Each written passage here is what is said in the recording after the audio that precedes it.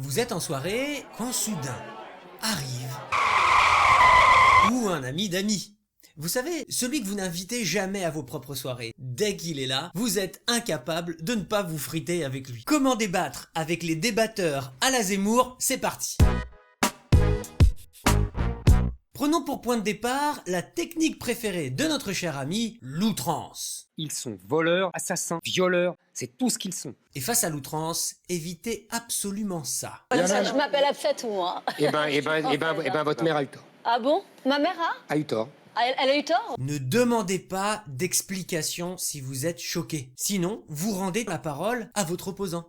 Elle a eu tort? Vous Ah oui. voudriez qu'elle m'appelle Marie ou Oui. des prénoms qui ne lui inspirent honnêtement, absolument Eric, rien? Absolument. Non, mais vous rendez- C'est exactement ce que je veux. S'il te plaît. C'est exactement ce Vous que je veux. voudriez donc que je m'appelle comment? Corinne, vous irez très bien. Vous trouvez que Corinne, ce serait pas mal? Ça serait parfait. Il est important d'appeler les secours après avoir mis la personne en PLS.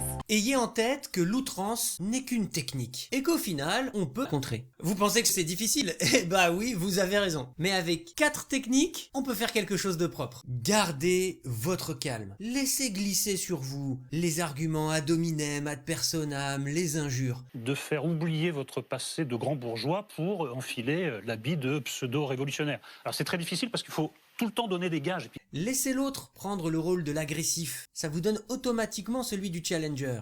ce pamphlet qu'on croirait, j'aurais aimé d'ailleurs, qu'il ait été signé par un adolescent prépubère, ça aurait été tout à fait émouvant, mais malheureusement vous avez passé cet âge. Donc je ne vois pas d'autre à part vous faire Imaginez-vous que l'orateur parle d'une 3e personne. Prenez cette distance et vous serez moins touché. Pour moi, vous êtes d'extrême gauche qui les manipule. C'est-à-dire que vous avez un peuple qui vote largement pour le Rassemblement national et vous essayez... Restez ferme et affirmez votre désaccord. Vous êtes d'extrême gauche qui les manipule. Moi, je trouve que vous avez un raisonnement qui est un peu infantilisant par rapport aux Gilets jaunes. Je pense qu'ils ont vraiment réussi à résister à toute forme d'appropriation, de manipulation. Ah bon, moi, je... que vous essayez de vous faire un nom dans la littérature, vous essayez de vous faire un nom dans la pseudo-révolution. Vous savez, pour quelqu'un qui essaie de cacher ses origines, je commence Crépuscule par décrire comment j'ai participé à l'inauguration de la boutique Louis Vuitton, invité par Bernard Arnault et Xavier Niel. Et on a trouvé plus efficace comme masque. C'est moi qui parle d'Alsacienne sur 40 pages ou 50 pages dans Crépuscule. Toutes les informations que j'utilisais, c'est moi qui vous les ai données. Donc, Les Zemmour avancent souvent des chiffres. Un taux de chômage en France de 8%. Le taux de chômage des étrangers est de 14%. Il y a un taux d'inactivité de 13%.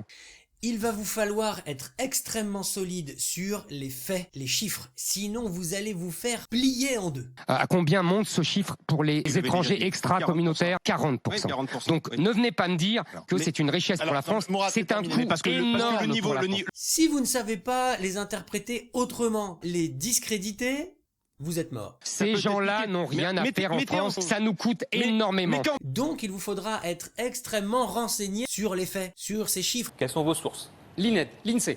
Ok. L'INSEE. Officiel, l'INSEE. Ok. Que dit l'INSEE? À votre avis, il y a vraiment en France 7 millions parmi ces 65 qui ont moins de 4 ans déjà? Parmi tous les Français?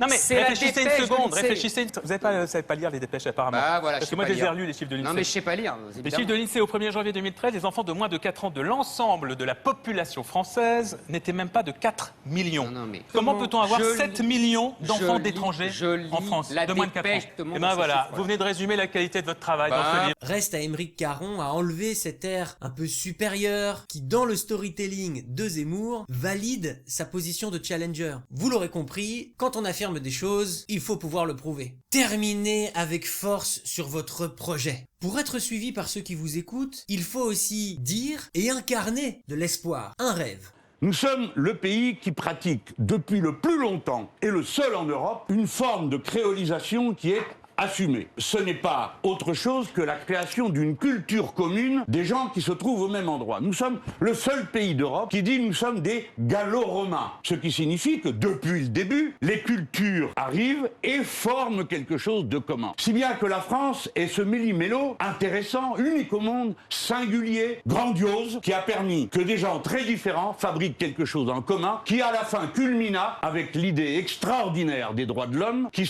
ont donné une révolution qui ne s'est pas faite pour les Français, mais pour l'humanité tout entière.